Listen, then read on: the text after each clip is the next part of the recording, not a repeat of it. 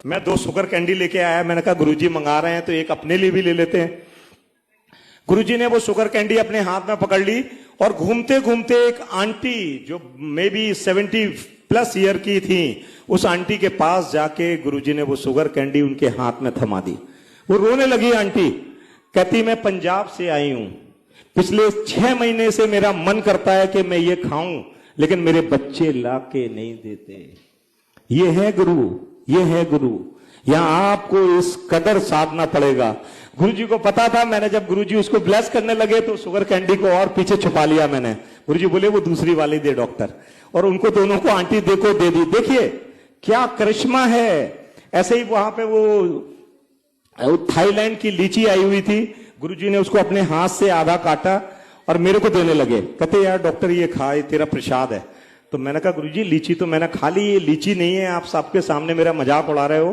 गुरुजी बोले ना ना तू खा, ये तेरी ब्लेसिंग है। मैंने जब वो लीची खाई, वो इतनी मीठी लीची थी कि मैंने उसकी कल्पना भी नहीं की थी।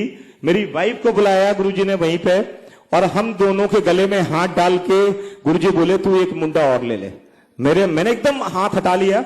मैंने कहा गुरुजी मेरे एक बच्चा है, मैं मुंडा कैसे ले सकता हूं, और हमें नहीं चाहिए, बस एक बहुत है।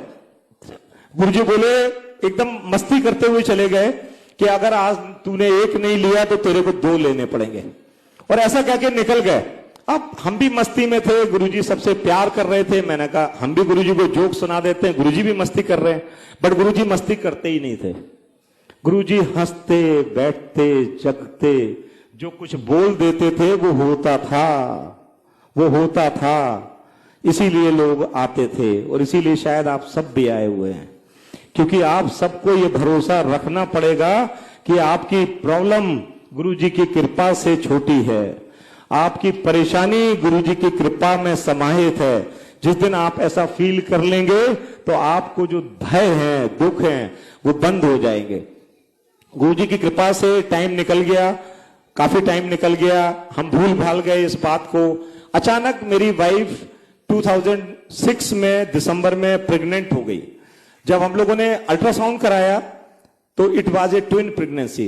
डॉक्टर अशोक खुराना बहुत माने हुए अल्ट्रासोनोलॉजिस्ट हैं डिफेंस कॉलोनी में। तो उस कृपा से हमने जब वो अल्ट्रासाउंड कराया तो वो लेके जब हम गुरुजी के पास पहुंचे तो गुरुजी से हमने बताया कि गुरुजी वाइफ को ये प्रॉब्लम है ऑलरेडी, और ये ट्विन प्रेगनेंसी हो गई है। तो हम एक काम होता है एमन्यू सेंटेंसेस, जिसके थ्रू बच्चे को एक को किल कर देते हैं और एक जिंदा रहता है। गुरुजी बोले ऐसी डॉक्टरी मत करना, तेरी वाइफ ने इतने ऑपरेशन किए हैं, वो बेड रेस्ट पे आने वाली है, तुम बहुत परेशानी में आने वाले हो, लेकिन मैं तेरे साथ हूं, तो उस प्रेगनेंसी को कंटिन्यू करना। जैसा गुरुजी ने कहा था वैसे ही मेरी वाइफ को वो सब दिक्कतें हुई, मेरी वाइफ बेड रेस्ट पे आ गई और हम बहुत सारी परेशानियों में आ गए। और उस पर जैसे जैसे टाइम निकलता गया मेरी वाइफ को और दिक्कतें बढ़ने लगी, और गुरुजी की मेहर के अलावा मेरे पास कोई साधन नहीं था, और उस साधन पे हम चलते चले गए। और जो मैंने बताया कि मेरे जो स्टोन्स के थे, उस स्टोन्स के बाद मेरी वाइफ की वो ट्विन प्रेगनेंसी हुई, और वो प्री मैच्योर थी, और वो प्री मैच्योर प्रेगनेंसी जो डिलीवरी हुई वो गंगाराम में गुरुजी ने कराई।